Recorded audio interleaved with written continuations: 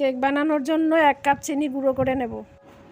আজ আমি ডিম দিয়ে কেক বানাবো, তার জন্য ডিমটা ফ্রিজ থেকে 1 ঘন্টা আগেই বের করে রেখেছিলাম। তো প্রথমে ডিম আর চিনি একসঙ্গে ফেটিয়ে নেব।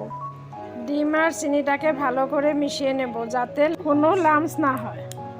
বিটার দিয়ে ভালো করে ঘুরিয়ে ঘুরিয়ে ফেটানো হয়ে গেলে আমি দিয়ে দিব যে কাপ দিয়ে চিনি মেপে নিয়েছিলাম সেই কাপের 3 ভাগের 1 ভাগ সাদা তেল, আর ওটাকেও আমি ভালো মতন ফেটিয়ে নেব।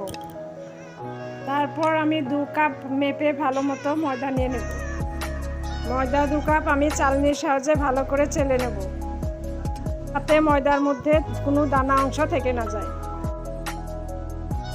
এখন আমি এখানে আন্দাজ মতো কোকো পাউডার দেবো, কেন কি আমি আজকে চকলেট কেক বানাবো।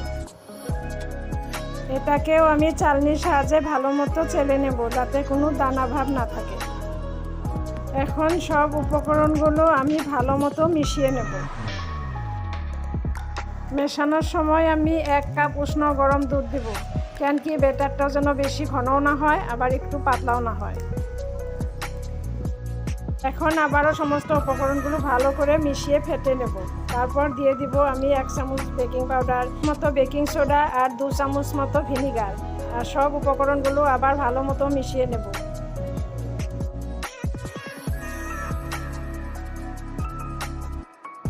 দিয়ে দিব কয়েক ফোঁটা ভ্যানিলা এসেন্স টেস্ট আর স্মেলের জন্য।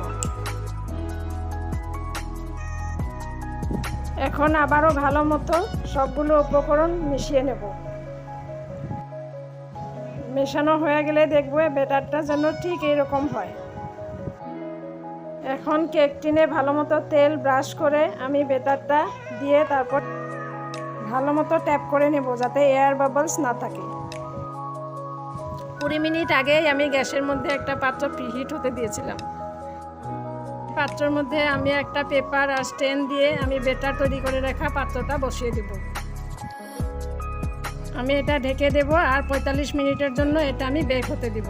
তারপর আমি মাঝখানে একবার ঢাকনাটা সরিয়ে চেক করব কেকটা বেক হচ্ছে কিনা, এটা টুথপিকের সাহায্যে।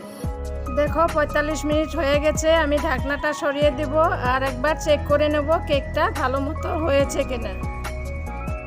এই দেখো টুথপিকে কিছু লাগেনি, তার মানে আমাদের কেকটা ভালো মতো বেক হয়ে গেছে। এখন কড়া থেকে এটা নামিয়ে কিছুক্ষণের জন্য ঠান্ডা হতে দেব। এই দেখো আমার কেকটা কি সুন্দর বেক হয়েছে। এখন আমি একটা ছুরির সাহায্যে সাইডগুলো